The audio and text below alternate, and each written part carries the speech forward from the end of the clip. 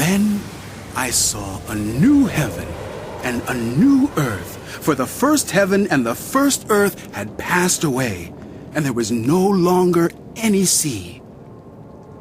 I saw the holy city, the new Jerusalem, coming down out of heaven from God, prepared as a bride, beautifully dressed for her husband.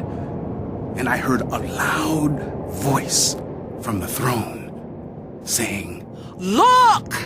God's dwelling place is now among the people, and he will dwell with them. They will be his people, and God himself will be with them and be their God. He will wipe every tear from their eyes. There will be no more death, or mourning, or crying, or pain, for the old order of things has passed away." He who was seated on the throne said, "I am making everything new." Then he said, "Write this down, for these words are trustworthy and true." He said to me, "It is done. I am the Alpha and the Omega, the beginning and the end.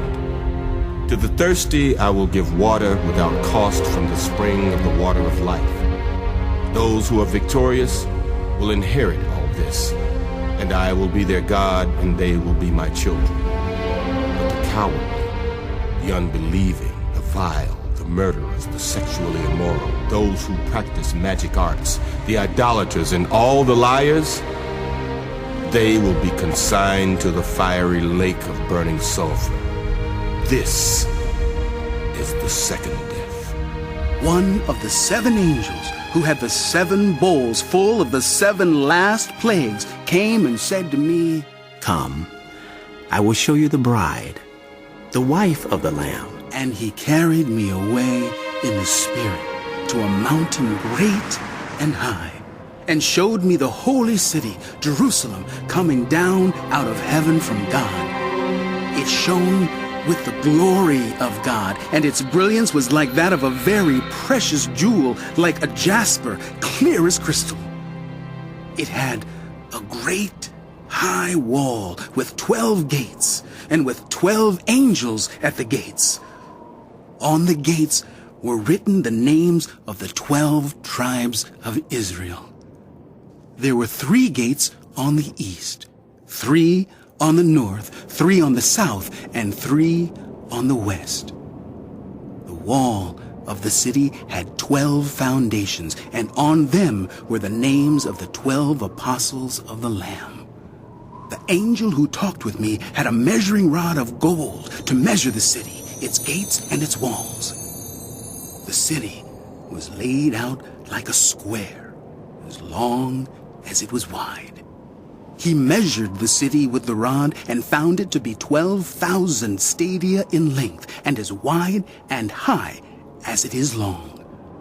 He measured its wall, and it was 144 cubits thick by human measurement, which the angel was using.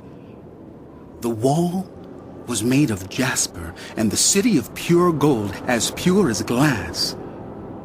The foundations of the city walls were decorated with every kind of precious stone. The first foundation was jasper, the second, sapphire, the third, agate, the fourth, emerald, the fifth, onyx, the sixth, ruby, the seventh, chrysolite, the eighth, beryl, the ninth, topaz, the 10th, turquoise, the 11th, jacinth, and the 12th, amethyst. The 12 gates were 12 pearls, each gate made of a single pearl. The great street of the city was of gold, as pure as transparent glass. I did not see a temple in the city, because the Lord God Almighty and the Lamb are its temple. The city does not need the sun or the moon to shine on it, for the glory of God gives it light, and the Lamb is its lamp. The nations will walk by its light, and the kings of the earth will bring their splendor into it.